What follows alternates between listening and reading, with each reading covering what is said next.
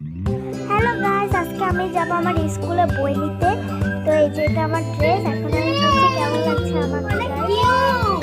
ওকে, এখন আমি এটা পরলাম। এখন আমি লাগাবো লোশন। এই লোশনটা লাগাবো এখন আমি। আমি খুলতেছে না, খুল না তো।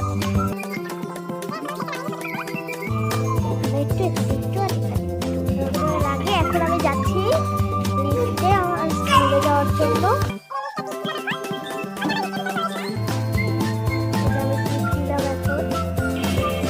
এখন আমরা রিকশায় উঠলাম।